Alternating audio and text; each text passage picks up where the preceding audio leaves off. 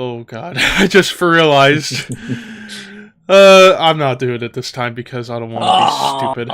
Welcome back to the Thrash Maniac 99 YouTube channel, and it's episode 43 of the Horsemen podcast. Yes, we are back after a couple of weeks, and today we are doing top 10 power metal albums. But before we get there, to introduce everybody, to my left over here, Mr. Raphael Fireblade. Above him, you can't see him because his camera's still loading, but the always handsome Artur Castana. Back from the dead. This list was very hard. To his right, in above me, Mr. Horror Master Ricky. Hello. It is a birthday boy. And to his right, one of Raphael's good old buddies, Andreas. And then to my right here, the always lovely Hannah Klein. Buenos días, muchachos. Tengo la camisa negra.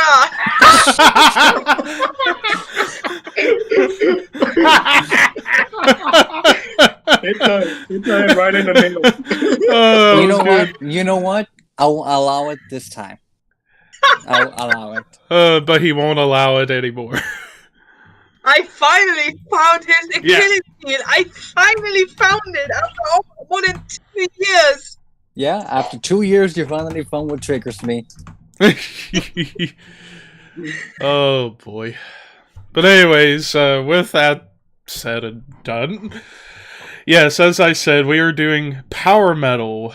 Oh man, I'm gonna feel like a dumbass for this because backstory of everybody into power metal. So for me, power metal is one of those genres that I always like what I hear, but don't know much about it.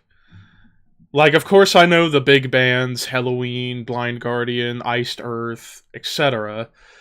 But as far as, like, the deep stuff, I need to get into more. So this list is definitely going to kind of be telling of that, as quite a few of these albums I just listened to recently or discovered from other people like Daniel DK. I got one band in particular that he plays all the time on his live streams on Twitch. That's in my honorable mentions, and I'll get there when we get there. But, Artur, since this is kind of like your wheelhouse, how did you get into power metal? Mostly because of, for two reasons. One, when there was this alternative TV, cable TV channel called Sick Radical, they played a song called and I never knew, and I was still getting into metal at the time, but it was epic. It was grand. I loved it. I loved the theme and such, but that's one of the reasons how I got to power metal. The other, it has to do with who were because now they are not DJing anymore due to the current pandemic, but when they played folk metal, they also played power metal as well. I still love my new album, I still love my heavy metal, and I still love my black metal. Power and folk were always some of my favorite genres. Hannah.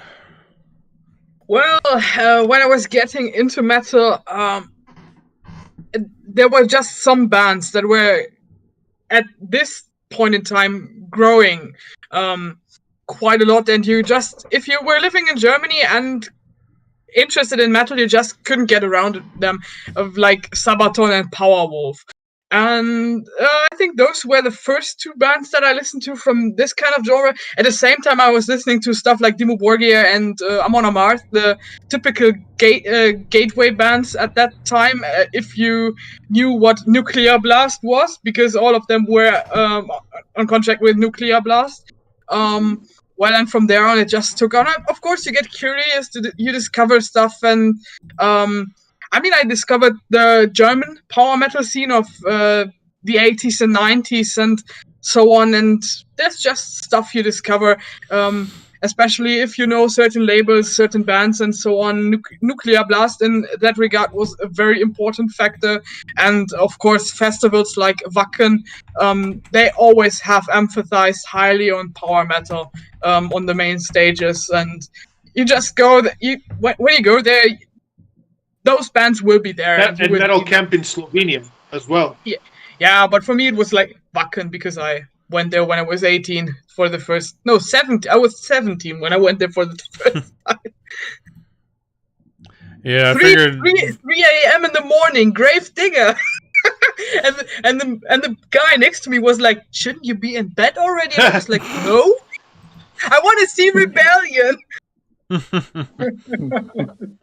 Oh, man. And that's a bit one of the things about the geographical aspect. While most of America was getting into death metal, thrash, and grunge because it was the 90s. And early metalcore as well. So Ricky, what about you? But it was all of these other genres. Mm-hmm. So with me, with power metal, it's kind of a tricky part because a lot of bands within power metal can easily be confused for speed metal bands, Viking metal bands, or even folk. Folk metal bands, symphonic metal bands, even at times power metal bands. So, you know, the earliest of my memories with power metal would have to be a band like Powerwolf, which Artur introduced me to Powerwolf. Yes, even though I knew bands like Halloween, Manowar, Dio, Rainbow, I knew they were power metal. I never got into power metal until Powerwolf. After that, I began discovering more of the European power metal bands. And like Artur said, power metal is mostly a European thing, unlike America that we had thrash metal, black metal, no, not black metal, death metal, grunge, early metalcore, new metal, groove metal, new metal. Power metal is mostly a dominant European subgenre because obviously look at their history in Europe. I mean, look at the songs. The majority of songs written in power metal are mostly European. Yeah. That's true. But yeah, even though you could argue that around the same time power metal was getting going in Europe, it was also getting going in America, because here in America, you had bands like Manowar, Manila Road, Omen, so on and so forth. Raphael, what about you? Where do you lie in the power metal world? I am actually a big fan of power metal, but I mostly got all the attention due to the unique album covers they had, the unique sounds, especially when you hear the vocals, you know it's time, you're ready to get into a fight or a war. Yeah, which is another thing of power metal. You could easily put any power metal song in any situation. Either you want to go to war, or you feel romantic, or just feeling sad. Yeah, I mean, it's a good subgenre, especially if you're kicking somebody's ass, they'll sing along about with it. Yeah. No, can you imagine if someone uses that as a theme song? They come out and they just hear the crowd singing it. Yeah. And which is another thing about power metal is usually a lot of sing-alongs. Oh, it does. Yeah. Especially if you're on the campfire, bringing your acoustic guitar, some beers on, and start singing along about the forest or some urban legend, or some, like urban legends, like a warrior of long folk stories here. Yeah. Yeah, like I said, there's a fine line between power metal and folk metal that I wouldn't be surprised if some of you guys have albums that are more folk metal but are on the power metal spectrum. So like I said, I wouldn't be surprised. And another subgenre some people might get power metal confused with a tad bit is prog metal too. Because there are bands that blend both together. Yeah. There's a couple. But I think the strongest confusions are either symphonic and folk metal. Yeah. Well, mostly it's symphonic, because symphonic does have... kind of carries along a lot of power metal traits. Yeah, it does. But yeah, I got into power metal mostly the vocals, the sound, and the unique album covers. Yeah. And Andreas, where do you lie in power metal? Well, sadly, it was in middle school, Guitar Hero. Yeah. Dragonforce. Yeah. I think that was the same with me too. I got into power metal from Dragonforce, and then after that, I was very interested. You know, it was the hardest song through the Fire Guitar Hero. Fire Flames, yeah. Yeah. And then after that, I got interested in the genre. I started looking into it more. After that, I got into war. Then later on, like the first Nightwish album as well. And then after that, I just got hooked up in it. It's all because of Dragonforce. If it wasn't for Dragonforce, I would not know what power metal. Yeah, like I said, like I said, we have that fine line between symphonic, folk, for power metal, because obviously, even like I said, even speed metal, because some of the early power metal, early power metal was speed metal, could be considered within speed metal.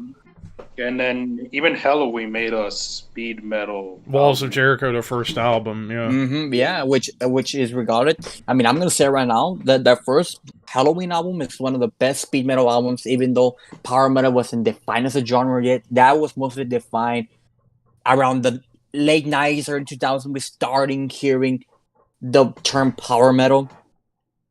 So yeah, and that's true. Yeah. And Dio pretty much brought the vocals of power metal, and and the lyrics. Most importantly, the lyrics and the image. You brought the image as well. Well, now that we've gotten all of that out of the way, let's get into our honorable mentions. I shall begin. I had 3 honorable mentions. Oh boy. Well, I'll save that one for later. So I'm gonna kick things off. Andreas brought up Dragonforce. I have Dragonforce in my honorable mentions, but not Inhuman Rampage. I actually went for one of their recent albums, Maximum Overload from 2014, because new vocalist. I also have Dragonforce on my honorable mention.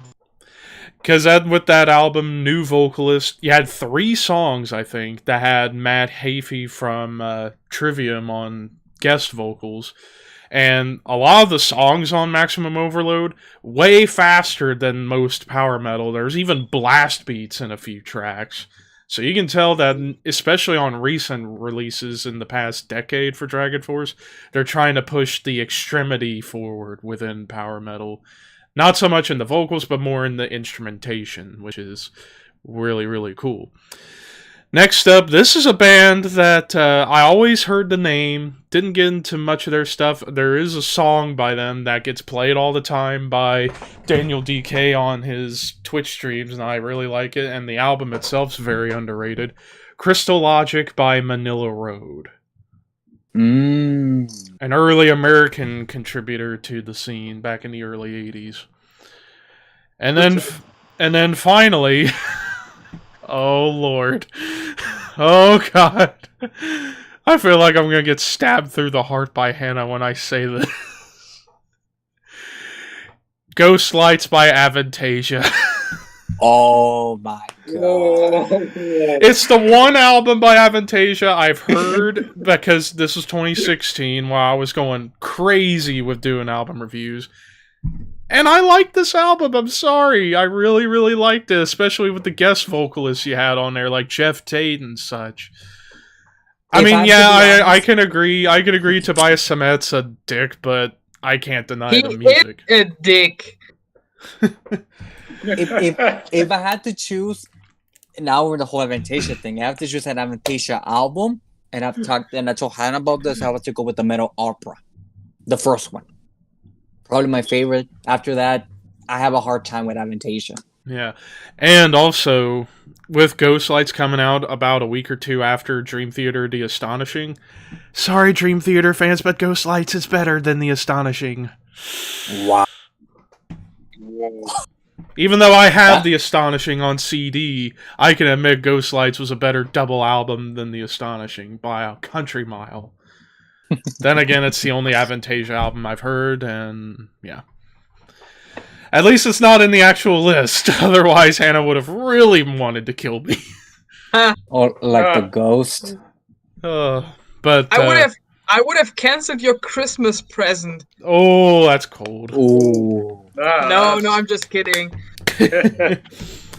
But those were my honorable mentions. Hannah, what about you? Well, I have a few honorable mentions more. I think I've got 7 or so.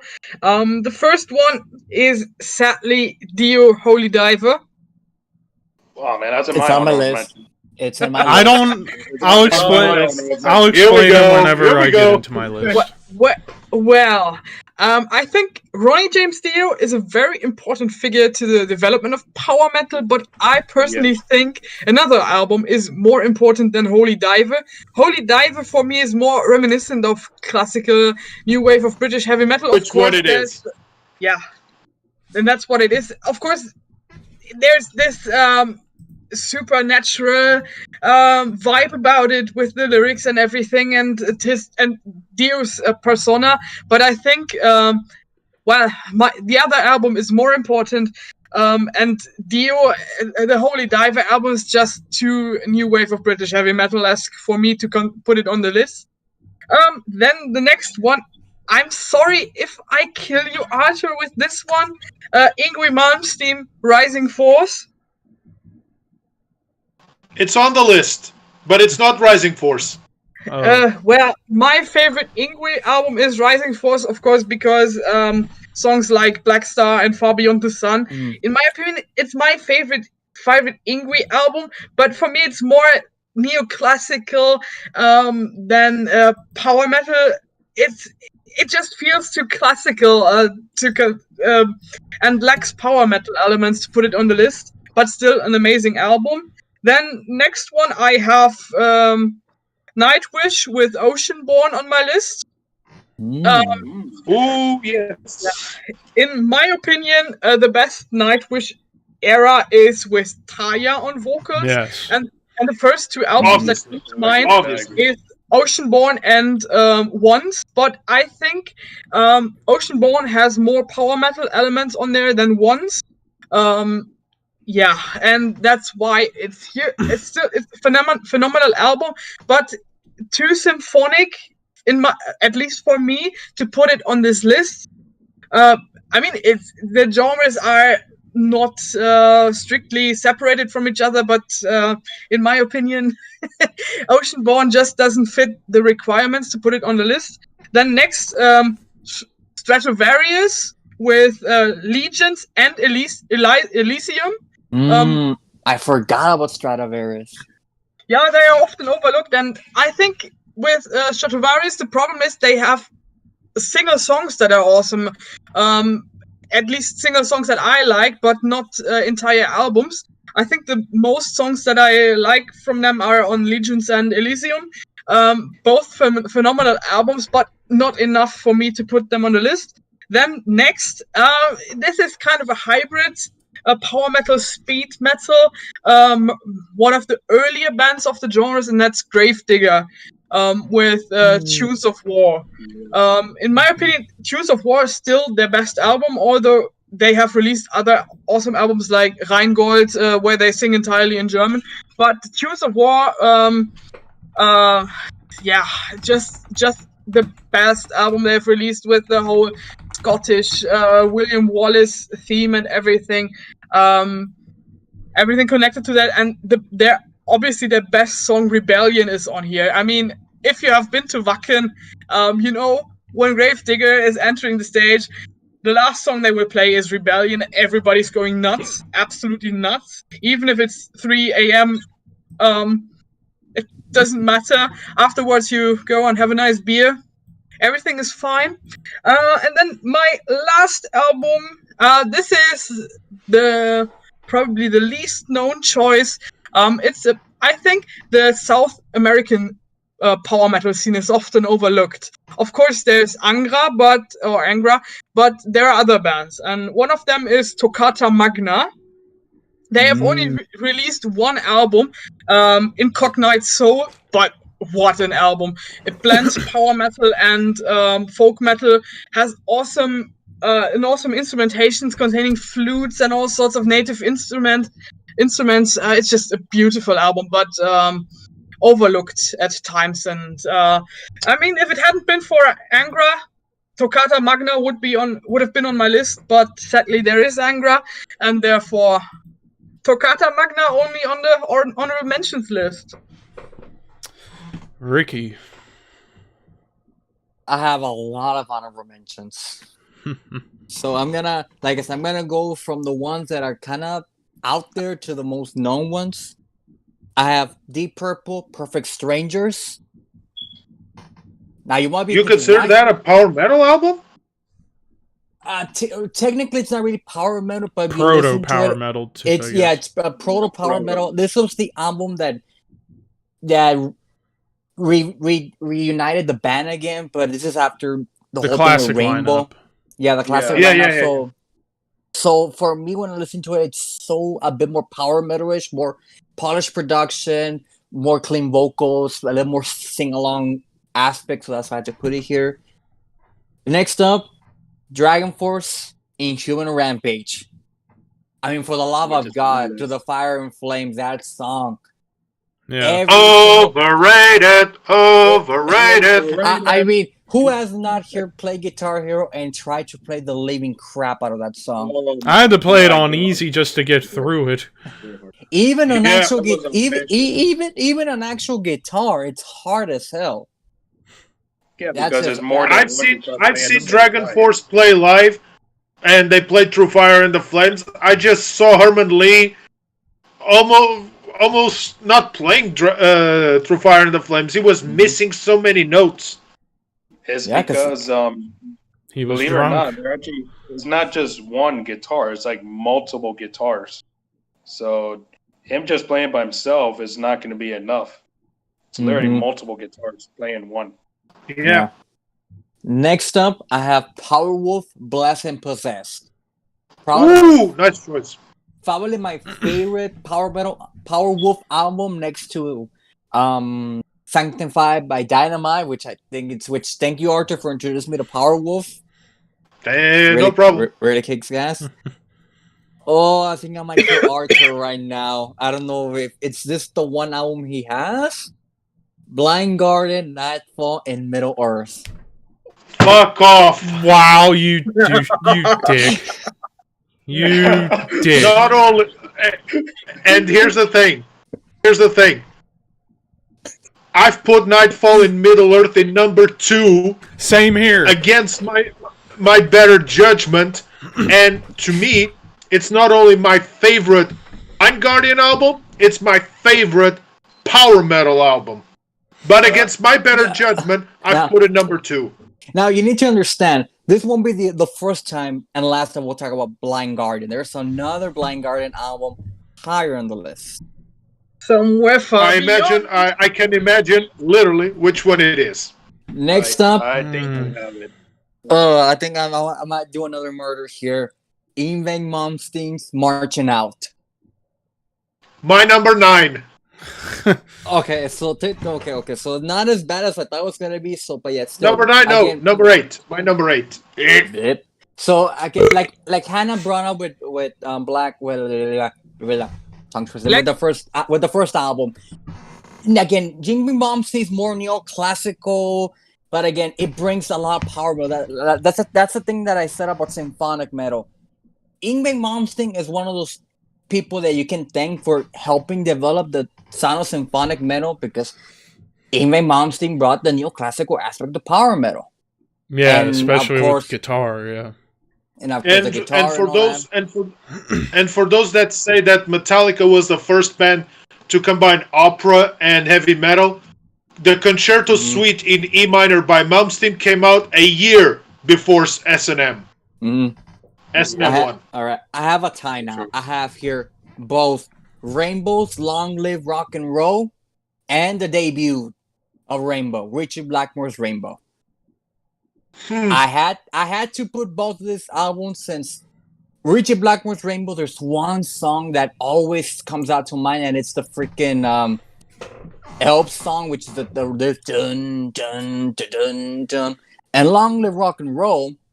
I mean, the song Live Rock and Roll, Gates of Babylon, Kill the King. And roll. I mean, those are classic. I mean, there's another Rainbow album higher on the list. I'm just gonna say that. I know which one I know it which is. one it is. And it ain't on my list for reasons I'll explain. I got 2 more honorable mentions. Ice Earth's Burnt Offering. You motherfucker. Oh boy.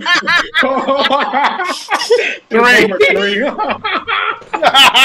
Again, one of the few American power metal bands out there, but the only reason I'm putting it lower on the list, one, there's another Ice Earth album higher on the list. I know which one it is. And number two, Dante's Inferno. Yeah. If you actually read the actual poem or played the video game Dante's Inferno while listening to that song, I have the book. It's like I have the book, The Divine Comedy. It's like the match made in heaven or hell in this case. And last but not least, this was a last-minute addition, and Artur might not have it on the list. I'll be shocked if it doesn't have it. I have the debut album by Demons and Wizards. It's on my honorable mentions. Yeah. I mean, this was the last-minute addition because last night the local DJ played Fiddle, and I was like, oh my god, I forgot about Demons and Wizards. That was like perfect. Again, Although folky, I love. Go ahead. Again, that line between power and folk metal. Again, Demons and Wizards is a bit of a folky power metal album, especially the song Fiddle. But honestly, my Fiddle in the Green has to be what was the name? The opening track, the one about Lucifer. What was the name of the song? Heaven something. I can't remember the name of the song, but yeah. Demons and Wizards are my honorable mentions. Artur?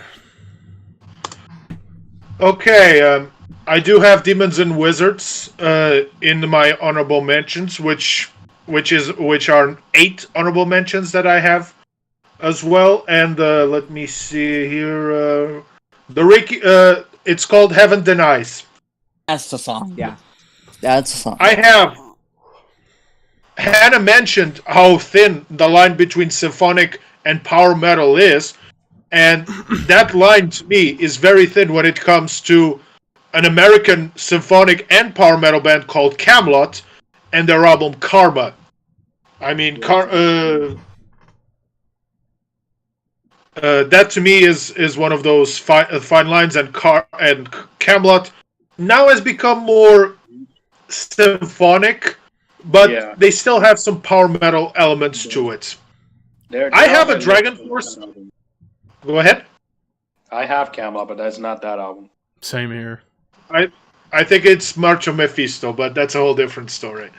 I have a Dragonforce also on my honorable mentions, but it's not Inhuman Rampage, and it's not any of the newer albums. It's probably the one album that I love the most, and I'm not a big fan of Dragonforce at all. Valley of the Damned. You bastard. That's my number 7. Oh. Hey, so you already spoiled my number 2. And Hannah may spoil my number 2 1. as well. Hannah's going to murder me just like she did with Levi, but I already talked with her on this part for 2 reasons. One, I have Avantasia as well on my honorable mentions, but it's the Scarecrow, and I do love that album because nothing with Jorn Lande and Alice Cooper as the guest vocals can be bad. And the other, this one Hannah will murder me for sure. Gamma Ray's Land of the Free. My number 9. That was my number 5. That's my number 7. Number 9. Oh, I knew it! Number I 9. knew it! That's on my number 7. that was my number 5. 9. Oh my The God. last, I was trying to put here, but I'm more of a fan of another Kai Hansen band, than Gamma Ray. I also have Odyssey by Symphony X. Although they have become more, although they have become more proggy, they do have some power elements to it. Yeah, I have to give love to my exactly. I have to give love to my Brazilian brothers from Angra, and Rebirth is a hell of an album for sure. And last but not least, oh boy, I wish I didn't want to put these guys on here, but I have to because this album is probably their most power metal of that album. Manowar's Kings of Metal. I have Manowar on my list, but not that album. Yeah. Despite their divish attitudes, especially from Eric Adams and Joey DeMaio, more on Joey, they still created some power metal epics, whether it's Hail to England, Kings of Metal, and even Gods of War was a bit too operatic, but still was a very good album. But Kings of Metal, to me, is top-notch. Yeah. Raphael? Alright, my honorable mentions, I literally have 7. So, I first started off with Dio's Holy Diver, which is the one that Dio's, well, he started the vocals, the lyrics, the image. So, but he's not the first farmer, but he is a big influence as far as the genre in general. I also have a famous YouTuber named Paleka, Bags of Tricks. For those of you who know who Paleka is, he does a lot of covers of animes, but with this album, it's just him and his unique own music with Bags of Tricks. I have a band that they haven't released their album yet, so it's in the process. It's not going to come until next year. Midnight Spell, Sky Destroyer. Which Midnight Spell? Midnight Spell is actually from Florida. Be right back. Yeah, and I'm wearing their shirt right here, Midnight Spell. They do have a demo called Between the Eyes, but I'll mention that probably in the demo EP. I love that one. Yeah, but if you want to listen to Midnight Spell, listen to a song Between the Eyes or Blood for Blood, which is obviously those songs are gonna be in the Sky Destroyer album. Yeah. I also got Rhapsody of Fire, Dawn of Victory. Oh, I forgot about Rhapsody. I have Rhapsody of Fire on my list. I also have it as well on my number 5. Honorable mention, Rhapsody. Honorable mention. Yep. And I also got the band Firewind, their latest album, which is their subtitled album. And even though, yes, this no secret, this band is a douche, but you still want to use their music as far as fighting. And besides what the guitarist did, which was very disturbing, but the music is music, and that is Manowar's Fighting the World.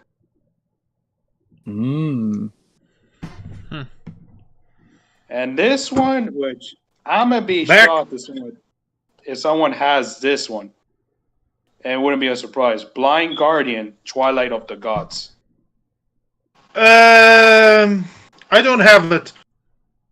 I have another Blind Guardian album, but Twilight is good, but against Nightfall and the other one that I have on my tie, it's difficult. Yeah, that's true. All right, Andreas. My honorable mention: Forgotten Tales, All the Sinners, Manowar, obviously. Ralph said it, Fighting the World, and Virgin Steel, The Merge of Heaven and Hell. Oh, forgot about Virgin Steel. Yeah. Completely forgot about Virgin Steel. Well, now it's time for the real work, the top 10 lists. So I shall start.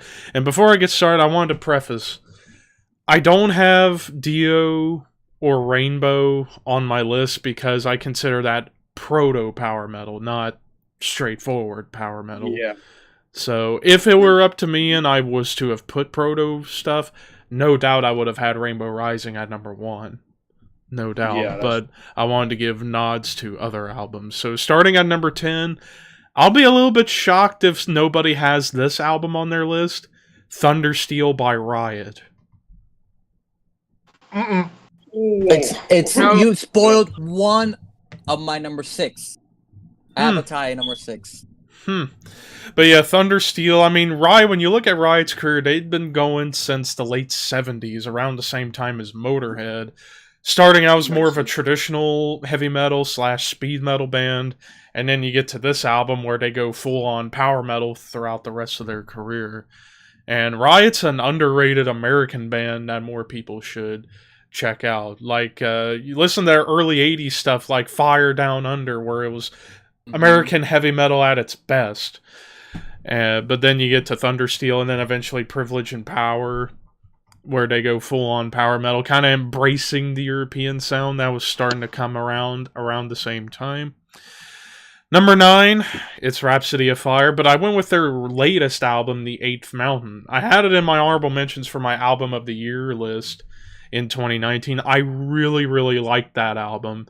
I love the folky flutes and the symphonic elements, and plus, they featured a posthumous recording of Sir Christopher Lee on the closing track. That was really cool. So I wanted to give a nod to Rhapsody of Fire's new work.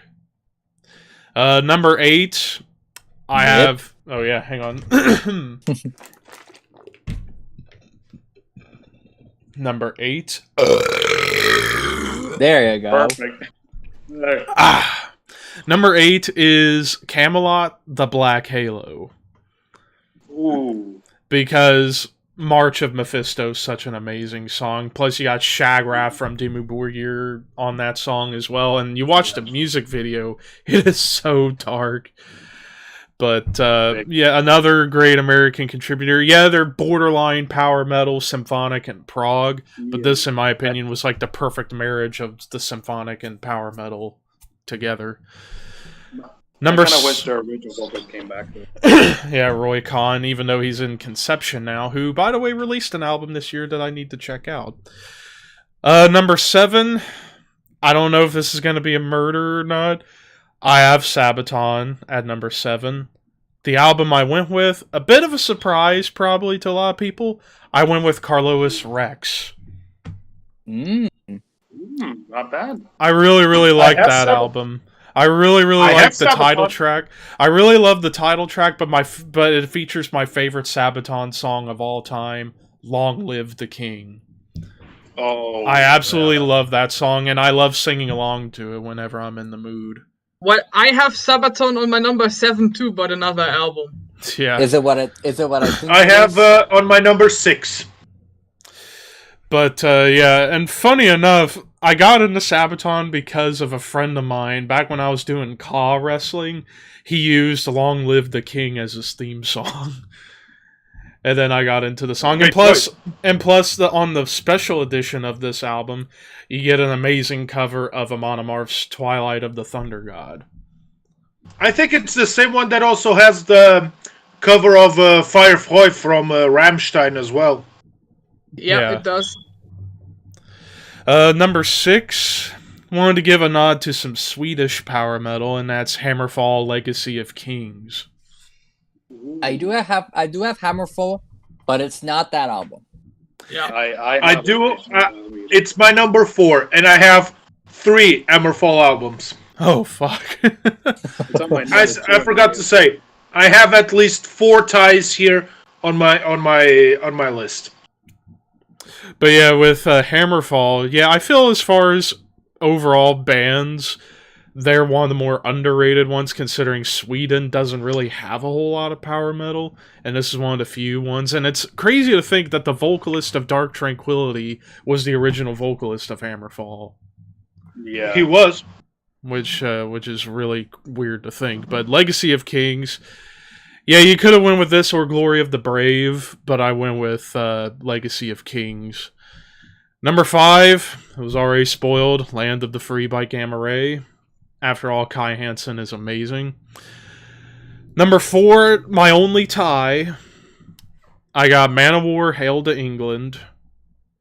because I love the title track, and plus Blood of My Enemies is an amazing song that Edge of Sanity covered, probably one of the most underrated cover songs on their album, Spectral Sorrows, which, by the way, for those who haven't heard the Edge of Sanity cover of Blood of My Enemies, go check it out. It's one of the best covers I've ever heard.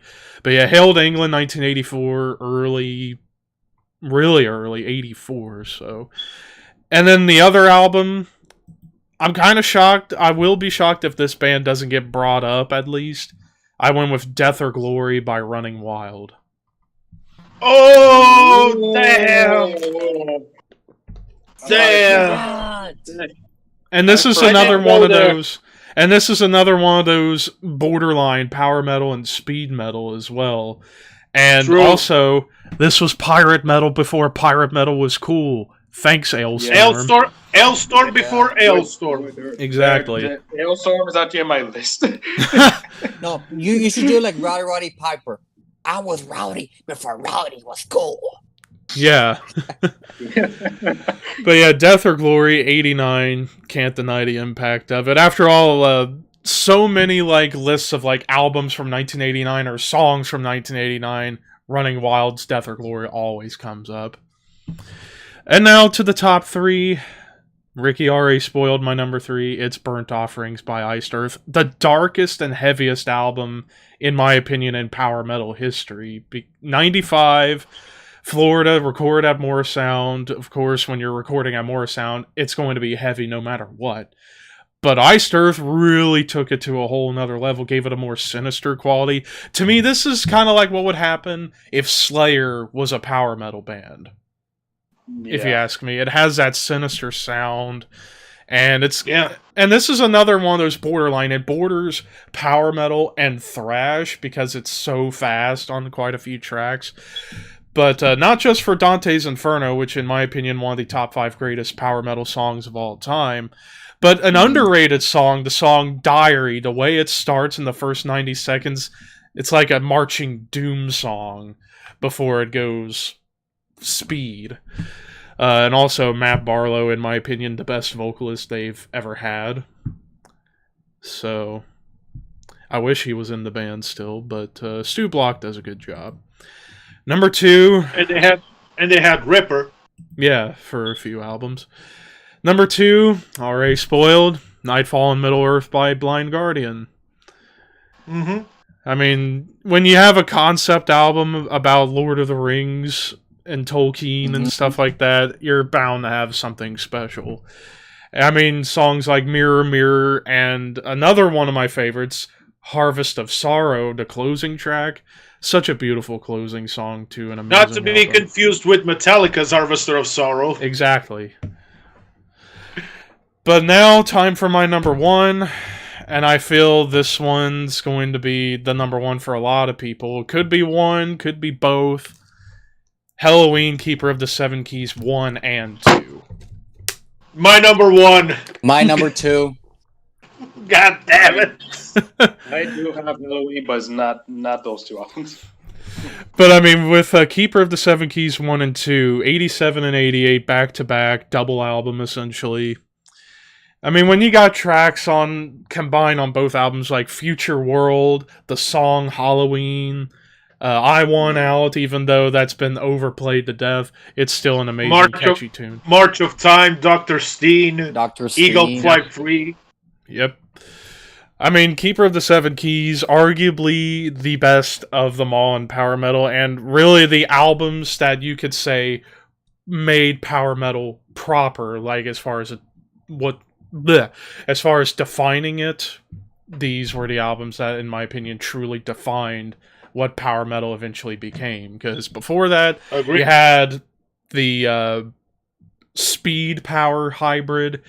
Here it goes full on. So pretty much after Halloween, then you would get Blind Guardian, then you would get Iced Earth, Gamma Ray, so on and so forth. But yeah, that's my list. Hannah. Yeah, my list is a bit different. On my number 10, I have 2 ties. The first one is Manowar with Kings of Metal. my favorite Manowar album, and I think one of the most powerful of theirs, especially due to the title track, and I really like Heart of Steel and the later German version they did, Herz aus Stahl. To this day, it's my favorite Manowar song. And then you've got stuff like The Sting of the Bumblebee. In my opinion, it's just an amazing album, despite Manowar's obvious reputation. Enough of that. And then the second album on number 10 is Powerwolf.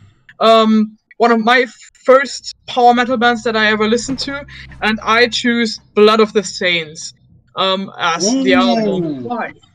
Yeah, That's my number 5. But to this day, this is my favorite, or this has remained my favorite Powerwolf album. I just love songs on here like We Drink Your Blood, Die Die Crucified, Ira Sancti, Son of a Wolf. Every song on this album is it's just what I imagine power metal to be. It gets you excited. It works very well in a live setting. I've seen Powerwolf like 3 or 4 times now live, and every time it's a nice experience because the mood and everything. It's just so good, and you are jumping, you're singing, you're chanting, you're dancing, and it's just amazing. And I think they are one of the better live bands. Certainly get you going every time you see them. And I want to say this right now, Powerwolf, please, for the love of God, come to the US, please. I agree. I agree with that. Yeah, I think the last time I saw them, was with Epica, and I, for whatever reason, met somebody from university, and she was like, "Aren't you in my linguistics class?" And I'm like, "Yeah." "And why are you here?" And she was like, I love Epica. Why are you here? And I'm here. And I said, I'm here because of Powerwolf. And then we had this huge disagreement. Who's the better one? Boy. To this day, There we go. Powerwolf is the better live band. Well, number 9, I have a tie as well. 2 albums from Angra. In my opinion, the most important power metal band from South America. I have Holy Land and Rebirth on my number 9. I think both albums are phenomenal. Probably, I prefer Rebirth probably a bit more because of songs like Acid Rain and so on. I really like the combination of a bit of folk and a bit of symphonic elements. And I like Angra. And then on number 8, Madness Reigns in the Hall of the Mountain King. Sabotage. Number 5. I should have mentioned I didn't include that because I always number found 7. I should have mentioned I didn't include that because I found that to be more prog than power, but just like I killed in the prog metal episode with that album. Yes. Well, I think this album includes many elements, power metal elements, new wave of British heavy metal and American metal elements, prog elements.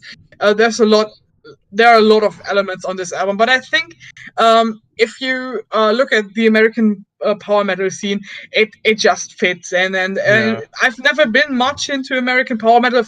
A spoiler here, no Iced Earth album on my list because I could never get into them. But Sabotage is the one exception to my overall dislike of American power metal. I think they are still interesting to me because they include melodies and are not so much focused on riffs and so on. But that's just my opinion. Rest in peace, Chris Oliva, guitarist. Mm-hmm. Yeah. Awesome guitar work on here. Number 7, my power metal go-to band, Sabaton. Well, I have always preferred the earlier work of Sabaton, and this album is no exception to that, The Art of War. It's my number 6 as well, along with another one. Well, there are a few very good Sabaton albums, but this one with the Sun Tzu, the Art of War concept, kind of stringing the whole album together, just my favorite. It came out when I was getting into metal, and some albums stay with you even more than a decade later. My favorite Sabaton songs are on here, like Ghost Division, 40-1, Cliffs of Gallipoli, and The Price of a Mile. What else? Love that song. Yeah, that still to this day, The Price of a Mile is my favorite album. When I was still in school, and I had history classes, we were supposed to present some facts about World War One, and I actually held this presentation about this Third Flandern battle, and played this song in class, and my history teacher was a bit surprised that modern bands sing about stuff like that. Did you get an A+? I was always very good in history. A+ or A, I don't know. Don't remember. No, I'm asking but it was because good. yeah.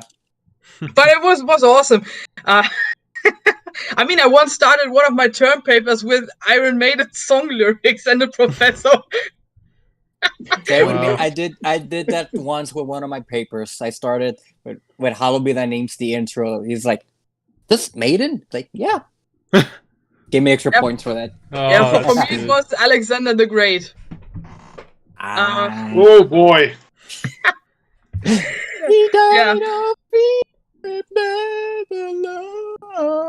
Maiden, please sing it for the fuck's sake. I second that. Well, on to number 6, Blind Guardian. I'm sorry I couldn't put it any higher, but that's just the way it is. I love singer songs from Blind Guardian, but it's a bit too much for me to listen to an entire album. It's just too much for some reason. I have Somewhere Far Beyond on here, and Nightfall in Middle Earth. In my opinion, My number 8.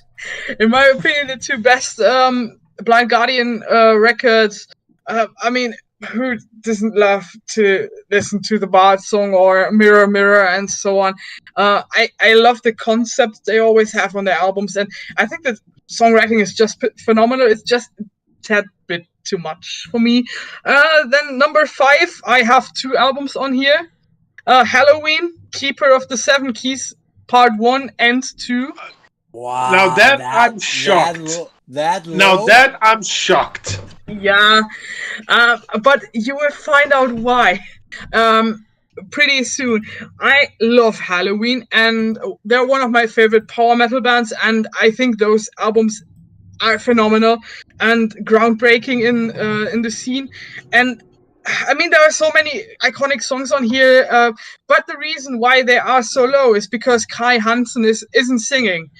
For me, the voice of power metal, besides Hansi Kirsch, obviously is Kai Hansen, and he isn't singing. Or he isn't the main vocalist on this album, on these two albums. It's Michael Kiske. Yeah, Michael Kiske is awesome too, but for me, the vocalist of power metal is Kai Hansen, and that's why they are so low on the list, despite songs like Dr. Stein and I Want Out and all these other classics. I appreciate these albums a lot, but there's one I think is better from Halloween, but I will talk about that later. Number 4, Hammerfall, Glory to the Brave. Yep. I mean, to release a debut album that is that good is incredible in itself, and I think Hammerfall have never released a better album than their debut.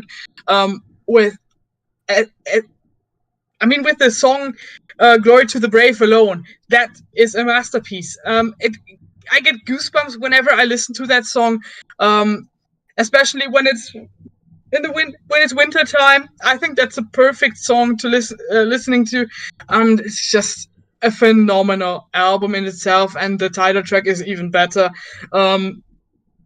Simply awesome. Then number 3, the album that started it all, Rainbow Rising, It's also on my number 3.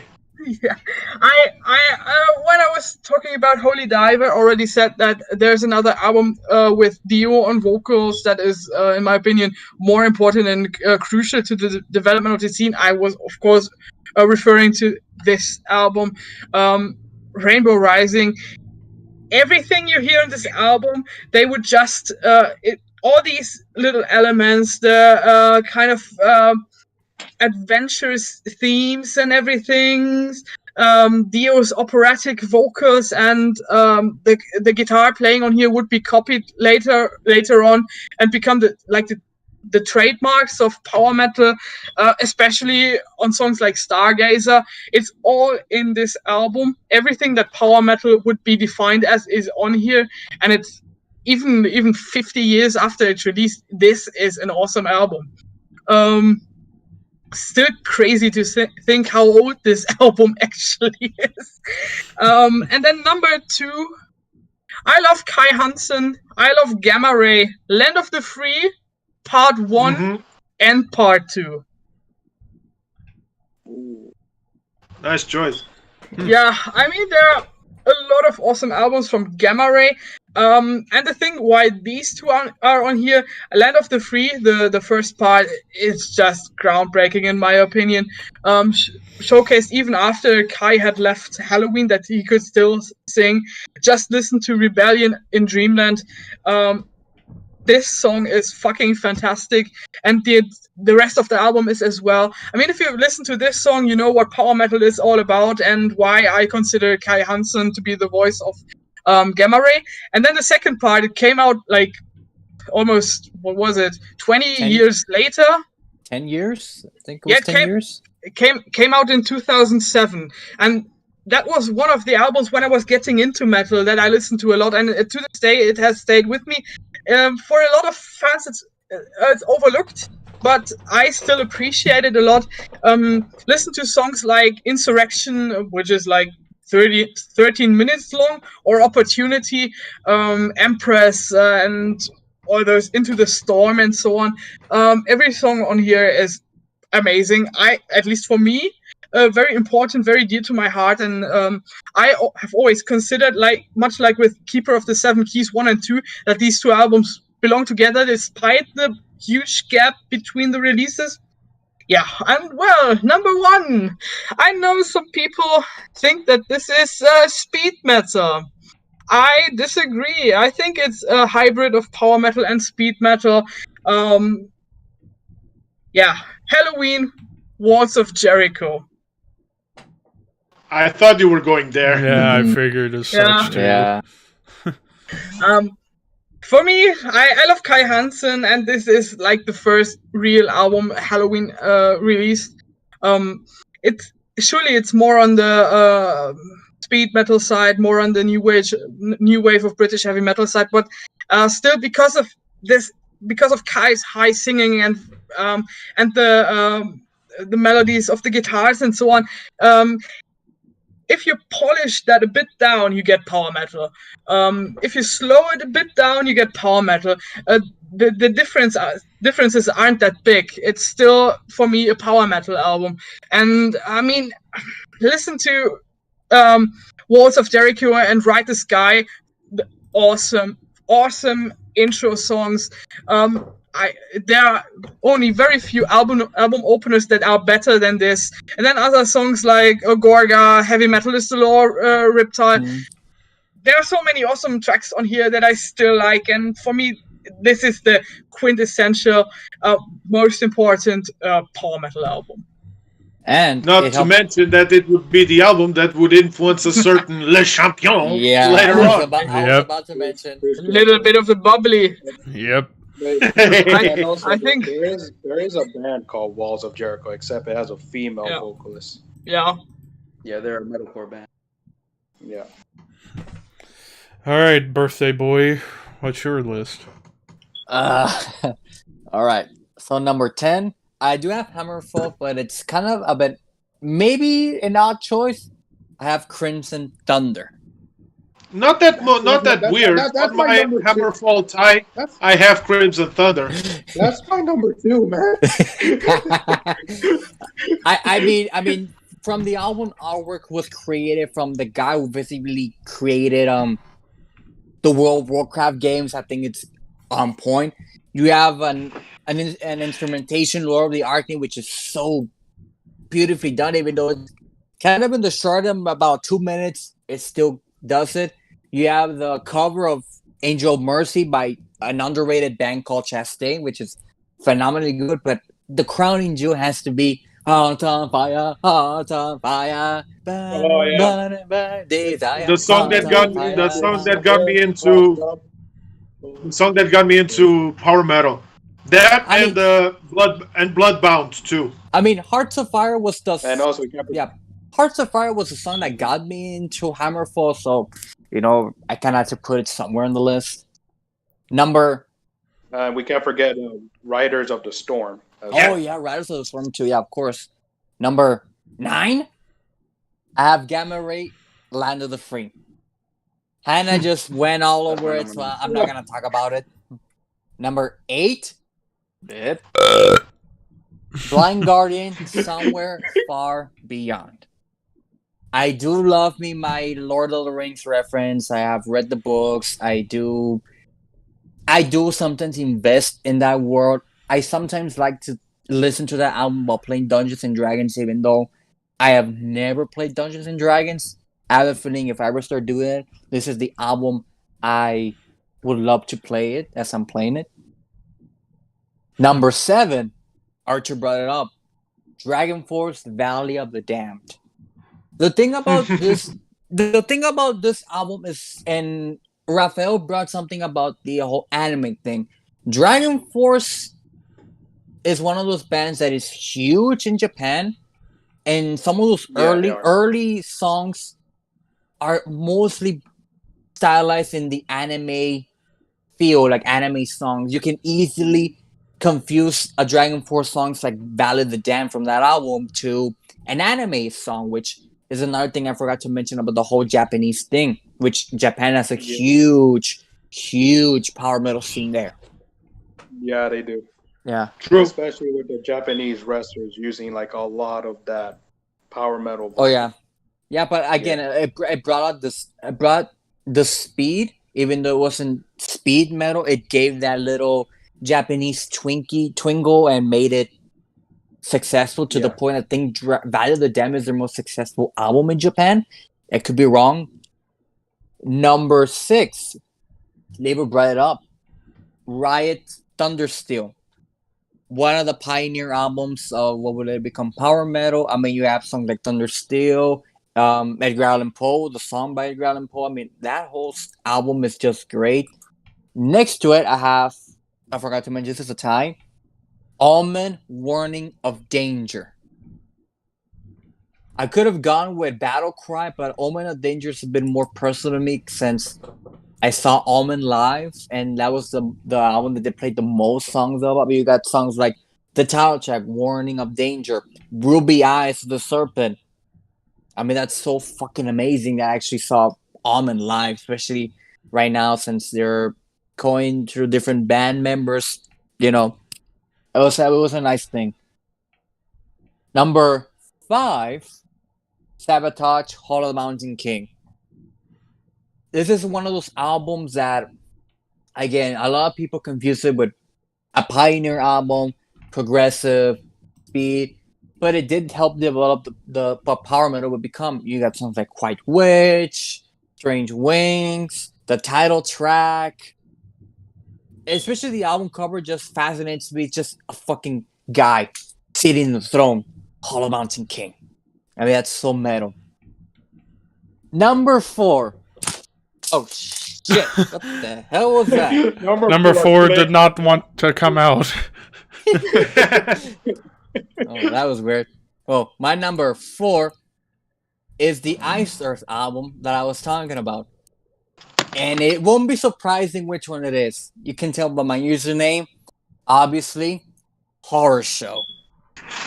I love the fact that Icer was able to put 2 of my favorite things, metal and horror. Each song is kind of like a mini movie of course, the Universal monsters. You have, first of all, you have Dracula, which is my favorite song from that album. You have Frankenstein. You have the Mummy, the Creature from the Black Lagoon. I just wish that they could have added one more song about the Invisible Man. It would have been perfect. Not only that, you had songs also from Amen. You have songs from Werewolf. Each song is different from each one because it brings what the movie is about. They kind of incorporate that into the song. And just the album cover. I mean, come on, the album cover fascinates me to the point that it's a guy reaching. It's a zombie, basically. His hand out there, and you have this creature, like a little creature, kind of like a vampire. They're staring at you at the gates. I think it's kind of cool. I just wish that Eisner would have added a bit more songs to that album, like The Invisible Man. I think it was a missed opportunity for them to add a song about the Invisible Man. And it's the closest thing that we're going to get to the Dark Universe, which Universal failed, and I mean failed to do compared to what happened, which I still have hope that they kind of do the Dark Universe thing, but we'll see. Number 3, Dio's Holy Diver. Mm-hmm. We've talked about Dio's Holy Diver throughout last episode, so I'm not going to mention it already. Number 2. It was obvious I was going to have this one number 2. I have both the Keeper albums, Part 1 and Part 2 by Helloween. I could have easily put them in number 1. And I think when Sam Dunn did the Power Metal episode, I think I voted them for number 1. I don't remember. But the thing about the Keeper albums is that, yes, they are highly influential. Probably one of the best, if not the best Power Metal albums out there. Songs like Helloween, I Want Out, Dr. Steen. I mean, you cannot listen to one without the other. It's the full package. It's like if you separate the Crimson albums, Part 1 and Part 2 by Age of Sanity. It's the whole story you need to listen to. And, there's a reason why Helloween is regarded as probably one of the best German bands out there. The intensity, the speed, the sing-alongs, bring the crowd together to participate. It just adds the mystique and why Helloween has some of the most diehard fans out there. Number 1. Halloween is the official Halloween theme song. Yeah. Number 1, Rainbow Rising. When we decided to add the Power Metal album, this was the first album that came to mind. I mean, first of all, from the album cover, you have a freaking hand grabbing a rainbow. That says Power Metal to me. The songs are just perfect. Stargazer. Fucking Stargazer. Yeah. All time. One of the best songs of all time. Dio's vocals having the storytelling mode that brings the story to life. Richie Blackmore's guitars could be a bit psychedelic at times, but still giving us that mystique and influence the power we will later become. I mean, you can thank Richie Blackmore for becoming the godfather, one of the godfathers of early power metal, you can say that. Yeah. But everything about this album just screams power metal to me. Yeah, some people, it is a proto power metal, but to me, it is the perfect power metal album. That's it. Artur. Okay. I'm going to have a lot of ties around here. But I'll begin with number 10, and there's definitely an Iced Earth album on my list. I was thinking of going with Night of the Storm Rider, which is one of my favorite albums of them, but I decided to go with the Dark Saga. I mean, the music itself, I Died for You, Vengeance is Mine, A Question of Heaven.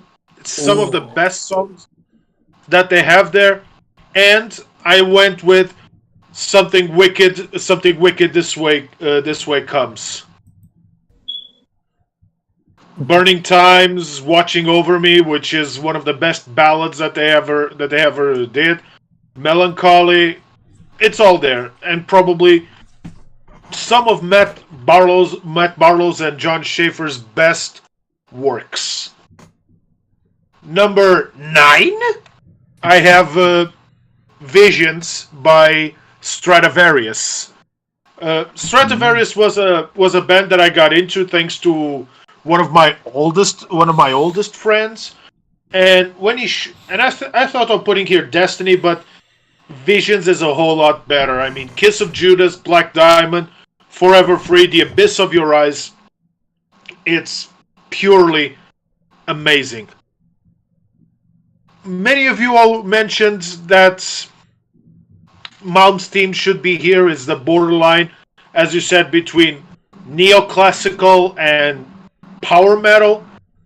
And some of you mentioned Rising Force as well, but I went with the second one. I went with Marching Out. Possibly one of Malmsteen's best works. Despite him having other great power metal albums such as Magnum Opus, Fire and Ice, Trilogy, Odyssey, but I went really with Marching Out. My number 7... I went with number 8. Sorry. Marching Out. Number 7. I don't know who put that on their list, but I'm surprised not many of you put Sabotage, Hall of the Mountain King. I mean, yeah, I believe so, Anna. And I personally didn't want to put here Hall of the Mountain King because it has some power elements to it, but if I have to put a better album, but it's more, as Levi said, prog would be the first one, Sirens, which is amazing. But Hall of the Mountain King is on my list. Number 6, I do have to put Sabaton here on the list as well. And I went not only with Art of War, which is one of my personal favorites, but I went even more old school. I went with To the Gates of Hell, As We Make Our Way to Heaven, To the Nazi Lines, Primo Victoria. Oh, yeah. Exactly. I mean, Primo Victoria, which is one of the best openers that you will ever hear. Reign of Terror, Panzer Battalion, Stalingrad, Into the Fire, which I do believe that I prefer the Dokken version than the Sabaton version of Into the Fire, but me too. that's a whole story. That's a whole different story. So, number 6, my Sabaton tie. Many of you mentioned Rhapsody of Fire, and I'm a huge Rhapsody of Fire fan. Got a chance to see them on their goodbye tour, so to say, when they came to Portugal, but I love Power of the Dragon Flame. I love Dawn of Victory, but and I do know that there's 2, but there can only be one Symphony of the Enchanted Lands. Their second album from 1998, and probably with some of their more well-known songs like Emerald Sword, Wisdom of Kings, Wings of Destiny, Dark Tower of the Abyss. Although they made eventually 6 years later Symphony of the Enchanted Lands 2, which has not only the collaboration with Christopher Lee, but also has another one of my favorite songs, which is Unholy War Cry. Number 4. This is my Hammerfall tie, and I have 3 on the list. Glory to the Brave, Crimson Thunder, for sure, and an album which to me is a bit underrated of theirs, which was one of the first albums that I ever bought with my own money, Threshold from 2006. I mean, I just love Threshold with the Fireburn, not so much the Fireburns for it, but Threshold itself, Natural High, Howlin' with the Pack, Genocide. I mean, I do love this album, despite what the critics might say. to my eternal shame, I wasn't going to put here Rainbow, but I eventually went on and I put Rainbow Rising at my number 3, but I have also put Dio's Holy Diver. Yes, I mean, yes, it is a proto power metal, but it's Ronnie James Dio. It's the stories that he tells us, so it's power metal. And I mean, look at these lineups.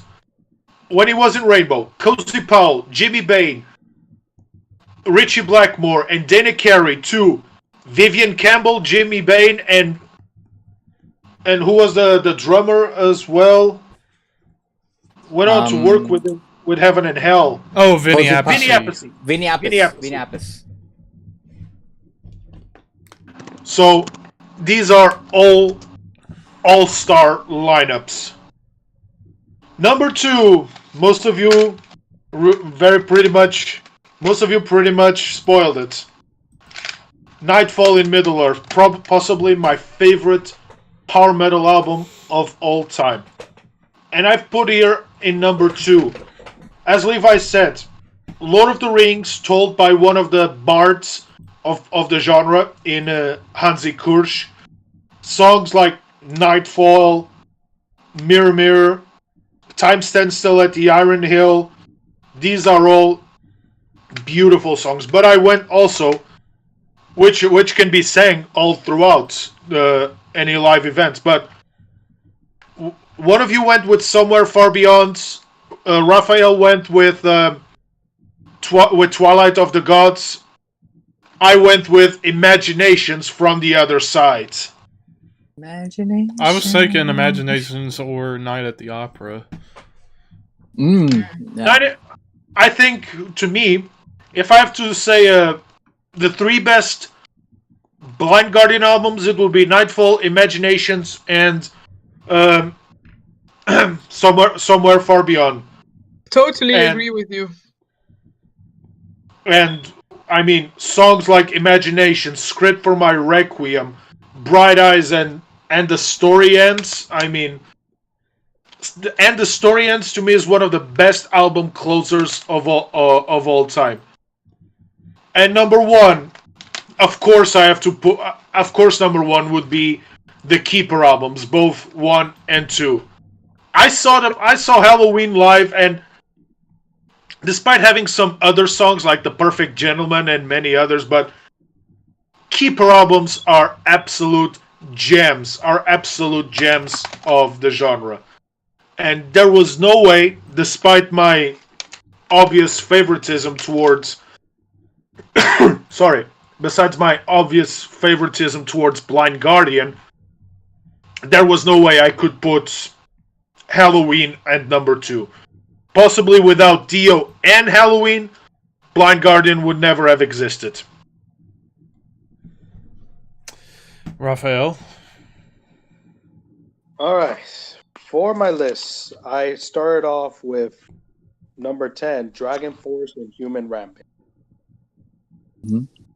Obviously, there's not enough said. The guitars, it's more than one guitar when they record it, so live obviously is not going to sound like actually the guitar is playing it, because literally more than one guitar playing one.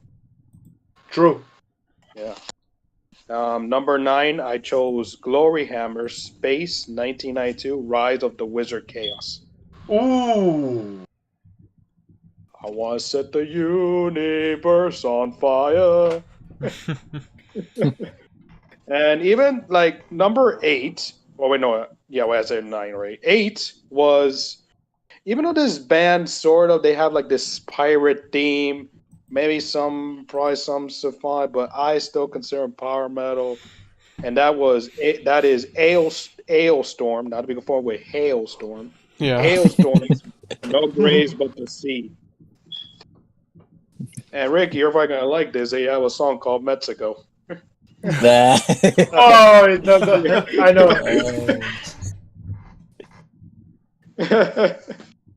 Well, how'd it go again? Like, take me to the part where like Mexico.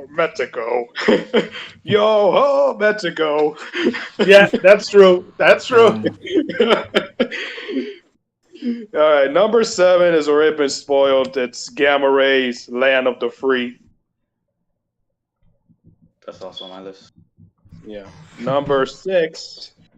This band has been like converted with symphonic, with power metal, and has already been mentioned by a few of you guys. But the album I chose is not the Black Halo. It's Camelot's Ghost Opera. Oh, I love that album. Good That one. is like when I first listened to Camelot, Ghost Opera, even though I started with Black Halo, but once I listened to Ghost Opera, I'm like, that is my go-to album as far as Camelot. Especially here, chanting my name, worlds come on to kingdom come at the opera. That's true. Yeah. I just wish the lead singer could have stayed. I mean, the new one, he's good. Tommy, did he's like that he solid, collab- yeah. Yeah, I do like that he collaborate at least with the Arch Enemy's lead singer, but still, the original, like, come on, dude, go back. We need you back in Camelot. Sadly, he's busy with another great band, Conception. Yeah, he is. I did listen to him. He went back home to Norway. Yep. All right, my number 5, I chose Powerwolf, which already been mentioned. The metal in religion, according to what they say. Blood of the Saints. Ooh. Ooh. Yeah. Number 4. Good choice. Yeah. Number 4, even though they only made one album, but I still consider this a unique album. I'm pretty sure I'm going to pronounce the name wrong. Baron, Time to Dare. Yeah, like it's Beorn. It's like they only made that album, which is Time to Dare. Number 3 is a band that came out last year called Beast in Black, and the album I chose was Berserker. Number 2 has already been mentioned, Hammerfall's Crimson Thunder. Burning, burning with desire. Hearts on fire, hearts on fire. Burning, burning with desire.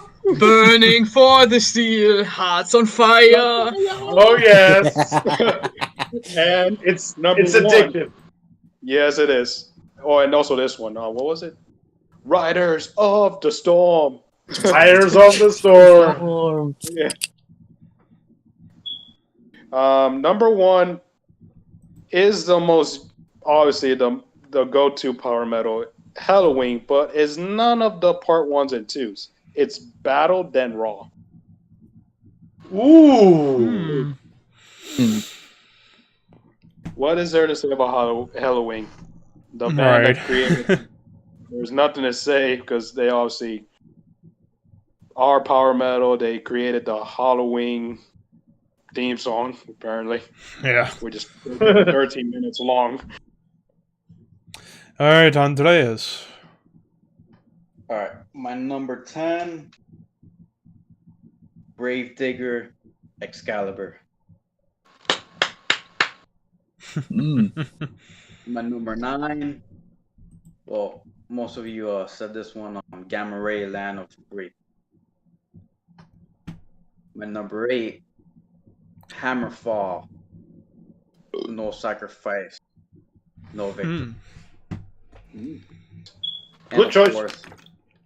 And of course, number 7, Blind Guardian, Nightfall in the Middle Earth, of course, classic album. And then number 6, even though this band, people call them power metal, but then later on, symphonic metal. Obviously, the legendary Nightwish, Angels Fall First. Ooh. Nice. Now, my number 5, Dragonforce, is not Inhuman Rampage or Valley of the Damned, even though they're both great albums. But Sonic Firestorm. Sonic Firestorm is. Might need to listen more to that album. You know, I love that album. It's like my favorite Dragonforce album. Like you got Fury of the Storm, Fields of Despair, spawn over a new world. Like it's an absolute master. Now, my number 4, Rhapsody Sympathy of Enchanted Lands. Great album. My number 3, my number 3, Lost Horizons Awakening the World. I don't know if you guys know about them. They're another great band. Great album, classic album. My number 2, I don't know if you're gonna know this one. Liege Lord Matter Control. Another great album. And my number Don't know that one. My number 1, Hannah mentioned this one. Sabaton, The Art of War. That is just like I know there's a nerdy story, but like whenever I play Legend of Zelda, I play that album a lot. Like from like Ghost Division, of course, the title track for 1. Like it's Firestorm. Like it's just a massive. It's like that is my number. Oh, now time for the real work to begin. Constructing the final 10. I think safe to say Halloween should go number 1. Yeah. As much as I would love it for Rainbow to be number 1, I'm okay with Halloween being the number 1. Yeah, Keeper 1 and 2. Halloween. The 2 keepers. Yes. Yeah. 2 keepers. Keeper 1 and 2. All right, so, number 2, I feel... Nightfall. Yeah, Rainbow Rising could go number 2. Let's give it a Rainbow. As long as number 3 is Nightfall. Yeah, I was gonna say then it should go Nightfall and Middle Earth. But I mean, regarding Blind Guardian, shouldn't we just put the whole trilogy up there somewhere far beyond and Imaginations through the? I mean, with Blind Guardian, I'm perfectly fine with Somewhere Far Beyond and Nightfall and Middle Earth. I think those are the 2 most known Blind Guardian albums. I don't know if Imagination is more known than Somewhere Far Beyond, but that's just me. Yeah. I think, I mean, those are the 3 classic Blind Guardian albums. And they do come together in a row. Yeah, I think I'm okay putting those 3 together. I'm okay. Yeah. Everyone okay? Well, yeah, number 4 has to be Gamma Ray, Land of the Free. Yeah. I would go with Gamma that. Ray. Yes. Gamma Ray. And then number 5, even though I didn't put it on my list, I'm perfectly fine with going with Hall of the Mountain King by Sabotage.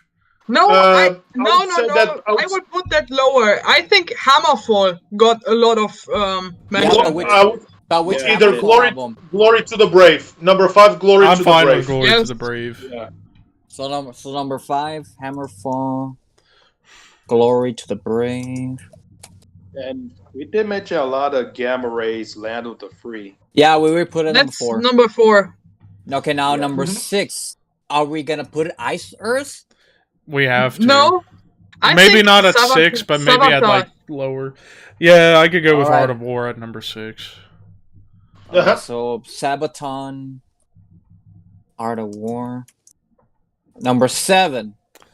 Sabotage. Yeah, let's go with Hall of the Mountain. Hall of the Mountain King. Sabotage. Hall of the Mountain King. Good one. King. All right, number 8. Yep. Are we gonna put Dragonforce? Like Power Wolf? Wolf. I think for the Power final Wolf. 3 spots, it should go to Power Wolf, Iced Earth, and what about Dio? Angra? No, not Angra. No. What about where do we put Rising? We put Rainbow Rising at 2. Yeah. Okay.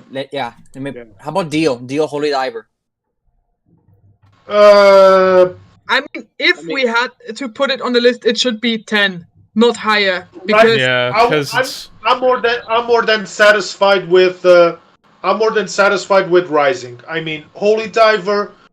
It is It is also power metal, but Proto it's more power heavy. metal, but it's more Nawabum inspired. Yeah. I'm fine with Rising. Imbek Momsting. I was thinking, other than Powerwolf and Ice Earth, I feel perhaps the final spot we should maybe give a nod to Riot. Thundersteel. Okay. Yeah, Okay. but I think you and I only mentioned Riot. Well, wait. What about Man of War? We forgot Man of War. I have another idea. I mean, we talked about the proto power metal. Why? Maybe we could put Dio, Holy Diver on 10 together with Halloween Walls of Jericho. I mean, No. Either is Keeper or Waltz. Yeah, why not put both on the list? I mean, Keeper is on number 1 and Waltz on number 10. But I believe that we can also give a little love to the American bands, and I'm good with Omen. Because after all, the American Omen, bands had a much dirtier sound than the European I'm perfectly bands. fine with Omen at number 10 with Dio Holy Diver. So we're still missing 8 and 9. I feel 8. I feel like 8. We should give that to Burnt Offerings. Since that was the one Iced Earth album multiple people had, which was you and me. Yeah. Whereas everybody else who brought up Iced Earth brought up different ones. And besides, I do feel Burnt Offerings is their most influential album, too. So everyone go with Burnt Offerings on number 8? I would say that their most influential is still Something Wicked This Way Comes, but I don't mind putting in Burnt Offerings. Iced Earth. And plus, if you were to ask me, it's the best in the American sound. In the 90s, at least. And as I said, it sounds like what would happen if Slayer was a power metal band. Alright, number 9. We're still missing Powerwolf. And I think the album that we mentioned the most was Blood of the Saints. I think Raphael and I had that one. Yeah, we had it. Because I think one of us mentioned Blessed of the... I mentioned Blessed and Possessed. I was the one that mentioned Blessed and Possessed. Right. So what was the number? Powerwolf. What was the album again? Blood of the Saints. Blood of the Saints. So now it comes down to the final spot, number 10. Like I said, I'm perfectly fine in giving it to Dio, Holy Diver, and Almond Warning of Danger. I'm perfectly fine with it, if everyone is okay with it. I don't know about Omen, though. There was only... I think you were the only one who brought up an album for Omen. What about Ingve? Maybe. We could then again, there was multiple albums. I think it was like Rising Force and Marching Out. Those were the two that were going at with each other. I don't know. I feel like I still am feeling Riot Thundersteel because Ricky and I both had Thundersteel. I don't know. This is tough. This is tough. And plus, if you have Riot in there, you'd have three American bands, which kind of good balance to the overwhelming number of European bands. But I think just to so to speak, why not put a South American band on there as well? Angra would be a good one to put in there. So far we have let out completely, and I mean, if we put Rebirth on here, well, we would have a Southern American band on there as well. So let's see. Right now we have mostly European bands. Iced Earth being the only American band with Sabotage. Yeah. So that's 2 American bands, and the rest are European. I think even though I didn't have it on the list, if you mention it, I will be okay with having Angria giving representation to Latin America. Angra. So Angra number 10. And what was which album? Rebirth. Rebirth. I'm fine with that. I do need to check out Angra more often, though. All right, so right now, number 1, Halloween, Keeper 1 and 2. Yep. Number 2, Rainbow Rising. Number 3, Blind Guardian, The Trinity, Somewhere Far Beyond Time, Nightfall in Middle Earth, and what was the other one? Imaginations from the Other Side. Imaginations from the Other Side.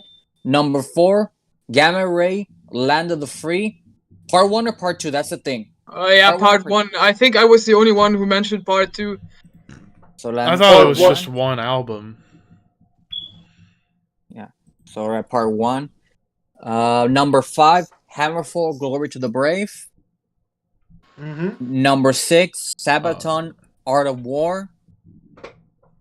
Number 7, Sabotage, Hall of the Mountain King. Number 8, Burning Offerings by Iced Earth. Yeah. Number 9, Powerwolf, Blood of the Saints. And number 10, Angria with Rebirth. Angra with Rebirth. Yeah. I think that's a good list. So I can go with that. Everyone okay with it? Any more changes, okay. opinions? Going once? Okay. Going twice? Sold. Take now or forever hold your peace? Sold. Yep. Sold. So, ladies and gentlemen, the final top 10 for power metal albums approved by all of us. Number 1, Halloween Keeper of the Seven Keys 1 and 2. Number 2, Rainbow Rising. Number 3, Blind Guardian, Somewhere Far Beyond, Imaginations from the Other Side, and Nightfall in Middle Earth. Number 4, Gamma Ray, Land of the Free. Number 5, remind me what was number 5 again? Hammerfall, Glory to the Hammerfall, Glory to the Brave. Number 6, Sabaton, Art of War. Number 7, Sabotage in the Hall of the Mountain King. Number 8, Iced Earth, Burnt Offerings. Number 9, Powerwolf, Blood of the Saints. And number 10, Angra, Rebirth. Great nice list. mix of different continents, so to speak. Mostly European. Mostly European, 2 North American bands, and 1 South American band. So, ladies and gentlemen, that is our final top 10 for power metal albums. Come back here in a couple of weeks. I don't know if we're going to do it before Thanksgiving or after Thanksgiving. Probably before Thanksgiving. It all depends. It depends on time. And so our next episode is going to be an interesting one. Top 10 EPs and demos. Because there are quite a lot of EPs and demos out there that are highly influential or very, very good, amazing albums to listen to. Yeah, that's true.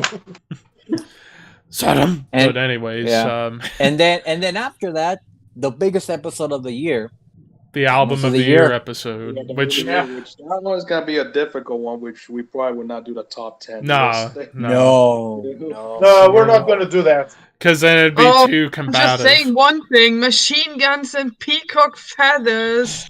Oh boy! Oh man! Oh god! But anyways, though, thank you guys for tuning in to the live stream. We had quite a bit of viewers come in. We had in between 2 to 4 most of the show. But yeah, and you want to know something crazy? The last episode we did, debut albums, I don't know what happened, but somehow I think that's been our most viewed episode ever at over 260 views. Holy shit! Ooh. I don't know how, but it somehow reached over 250 views, our most viewed episode. And also, guys did give us a shout out on Instagram. I guess since we're doing now this kind of list, more where we're doing the whole top 10 list, we're debating more. We're like, we gotta get to the nitty gritty. Exactly. Yeah. So wow, holy shit, that's I completely forgot to bring that up earlier. That's a lot of views. Yeah, I know. It's crazy. But anyways, thank you all so much for tuning in. Thanks everybody for doing the episode, and we'll be back in a week, maybe 2, for top 10 demos and EPs. Until next time, See ya. We'll see you later.